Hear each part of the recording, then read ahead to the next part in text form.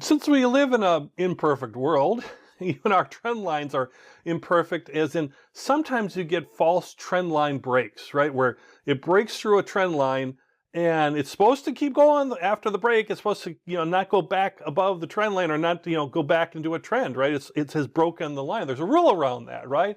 Once the trend line is broken, the trend is over. So that's a very important rule to follow. But a lot of times there's something has happened. Maybe there's a temporary amount of noise or there's some buying and selling that's caused something to happen that's only a temporary false break as opposed to a true break of the trend line. So we're going to talk about in the next couple lessons. We're going to talk here about how to identify these false trend line breaks, at least give us our best chance at this real vexing challenge.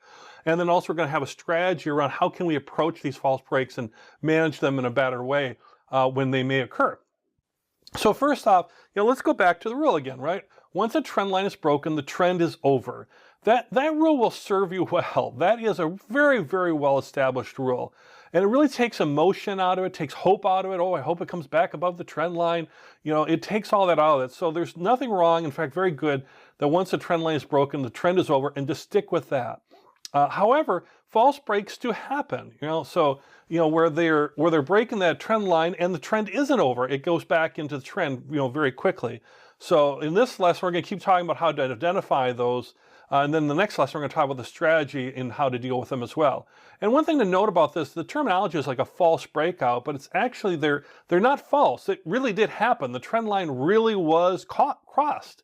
It really did happen. But what ends up being false is the conclusion you draw from it. In a way, you are misled. It happens all the time. And we're going to look at how maybe to possibly identify these things so we're misled less.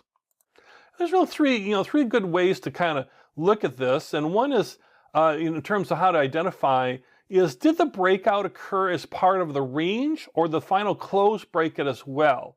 And what we mean, did the actual close of the day break through the trend line. So for example, if we look at this image here, we've got a downward trend. It's established on the second touch of that downward trending line, that resistance line. And then we get this long, let's say in this case, I adjust a little bit, you see this where we have this long red candlestick with a long high range at the top there where that breaks through the trend line. It broke through the trend line. That counts as the trend line breakage because it did break through. However, the close of the day, which is at the bottom of in a red candlestick in this example, did not break the trend line. It ended up going back into trend, back below the trend line.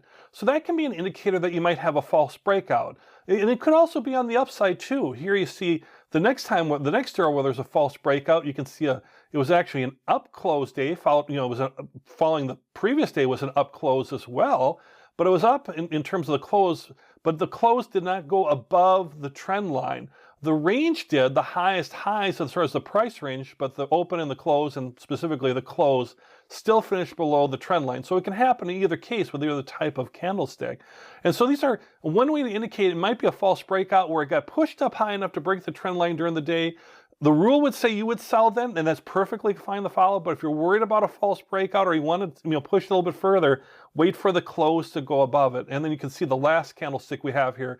Not only did the close go above the trend line, but also the open went above the trend line, and even the whole range of highs and lows, the whole candlestick and its upper shadow and lower shadow, its wicks, all of it finished above the trend line. So that would show, yes, this downward trend is definitely over at this point, and it's not a false breakout.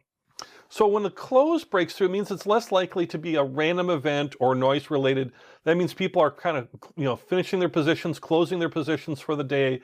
And so the close as the final price of the day is more, a much more accurate way, or at least an identifier that this might be a false breakout if it doesn't break through that trend line. If it does, then it's very well established that there is a breakout and the trend is over.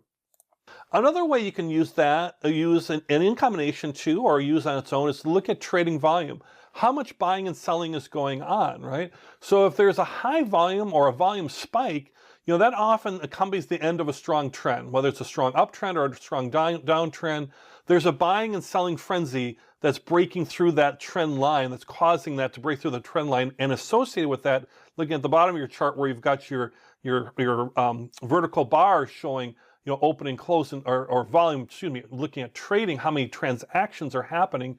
When you see a spike in that and it's breaking through a trend line that you've drawn, then that's a pretty strong indicator that the trend is over.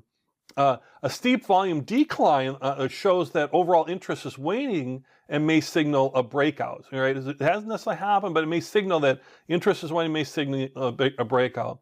And if there's steady volume, then it's less likely for a breakout. But be wary, as any cross of a trend line is also significant. So we're looking for a false breakout in this case. The trend line has been crossed. We know that's happened. We could be taking action just on that. But if we see, boy, there's a lot, the volume is not really spiking or declining or anything, it just kind of seems steady, then there might be a chance that this is a false breakout. But high volume, whether it's high or low, may signal that this is a true breakout. So be wary of that. But when it's steady, might be like maybe you can push a little bit further as far as that maybe it's a false breakout. And then lastly, a good tool to use is your other indicators, right? You can use your other indicators to help confirm or possibly disregard a breakout. Like, okay, they broke the trend line. Other indicators are saying the trend's changing. There's a reversal going on. Okay, I got it. If it's an uptrend, I'm selling because not only is the trend line broken, but my other indicators are saying that too, as an example. So using multiple indicators is always a sound idea, and we'll learn about that later as we talk about how you can have primary and secondary indicators and how to use that type of strategy, or a third or fourth indicator. So multiple indicators, can be very helpful, and though sometimes they can give conflicting signals. They certainly can, and that's why sometimes you'll want to give more weight, that you would choose more weight to certain indicators than others, and you'd also want to look at your own risk profile. If you like less risk, then if a breakout occurs, just get out, right? You might want to just get out with the well-established rule. If the trend line is crossed, it's broken through, then you're out. Or if you're seeing a little bit more confirmation, even if there's confliction, if you want to take on less risk, then you want to get out right away. If you want to push it more again and see if this is a false breakout and take a little more risk, a little bit more downside risk, you can do that. Again, this is more about you and your trading style and your plan. And sometimes a confirming indicator can give you an advance warning to be on the watch for a breakout, right? That something might be coming. We saw that in the examples where we saw a nice upward trend line, things were looking great, and then all of a sudden out popped this bearish engulfing candlestick, which is a real clear indicator that a reversal to the bearish, to the downside might be occurring. And we saw that occur. You could see, okay, our range went below the trend line. That's a breakage.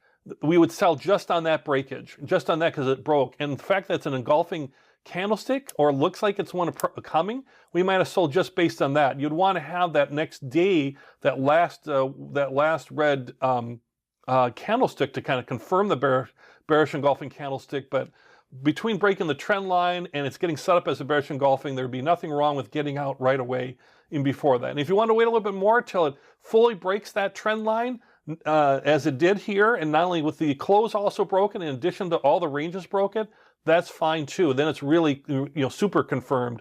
But you can use your indicators again to help confirm what you're seeing with your trend lines and help your decision making by combining and using other indicators when they happen. So that's a little bit about identifying trend lines or identifying false breakouts. Not easy. It is the number one challenge out there.